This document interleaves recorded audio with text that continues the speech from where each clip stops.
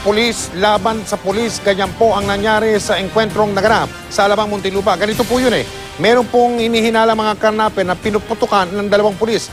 Yun pala, yung mga karnape, merong kasamang isang pulis Muntinlupa na siya naman gumanti rin ng putok. Kabilang sa mga tinamaan ng isang batang babae. Nakatutok si Ian Cruz. Nasa ICU at kailangan maoperahan sa ospital ng Muntinlupa ang 10 taong gulang na si Hart Macapagal. Hindi pa natatanggal ang bala sa ilalim ng kanyang tenga. May binili lang daw si Hart at pauwi na nitong Lunes ng gabi nang tamaan ng ligaw na bala mula sa barilan ng dalawang operatiba ng Highway Patrol Group na hindi naka-uniforme at ng isa namang off-duty Muntinlupa Police sa Fabian Compound sa Alabang. Nung narinig po namin may pumutok, sinundan po siya nung daddy niya. Tas ito naman po nung pumutok, tumakbo na po, nagkasalisi nga po siya nung daddy niya eh. Tapos yun po yung unang putok. Kala po niya, wala na, umuwi na po sa bahay. Pagka-uwi po sa bahay sa may pintuan, pasok na po sila.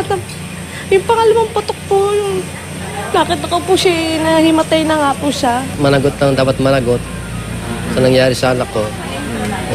Yun, makuha namin ang hustisya. Kanina, dinalaw ng HPG si Hart. Nagdala sila ng laruan at tulong pinansyal. Financially, nandito lang kami lagi para kung ano't ano man ang kailangan ng bata, nakahanda naman kami sumuporta, tumulong para naman makikita naman natin yung hirap ng bata. Naagip din ang bala sa hita at binti si Aiden Duran. Mabilis daw ang pangyayari. Pagdating nila, hindi pa nagsimulang magkaroon ng putukan. Patanaw-tanaw lang sila noong mga oras na yun eh. Tapos? May mga minuto, yun na, nagkabarila na. Ayon sa investigasyon, nasa lugar ang dalawang HPG operatives sina SP1 Macario Romano at SP1 Aniceto Santiago laban sa hininalang karnaper na si Michael Maranan alias Jordan. Nauwi ito sa pamalit kay Maranan na nataon namang kasama noon ang kumparing off-duty na si PO3 Mersara Pirap ng Muntinlupa Police. Si Ana Lorraine, kapatid ni Maranan, tinamaan din ng bala sa paa. Bagsak na raw noon sina Romano at Santiago at itatayo raw sana niya para sa klolohan ng kapatid nang biglang mamaril Santiago. Itinayo ko po siya. Umaatras na po kami. Pag atras po namin, biglang tumayo yung pulis. Tinutukan yung kuya kong ganun. Napaupo po akong ganun pag upo ko.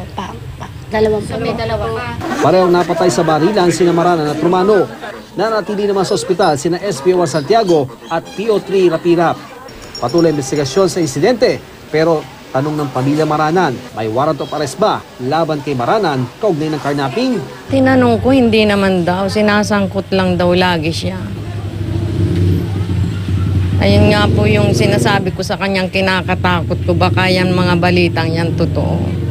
Sabi niya, ma, hindi. Sinasangkot lang ako nila. Nakipag-coordinate ba sa Muntinlupa Police yung mga HPG?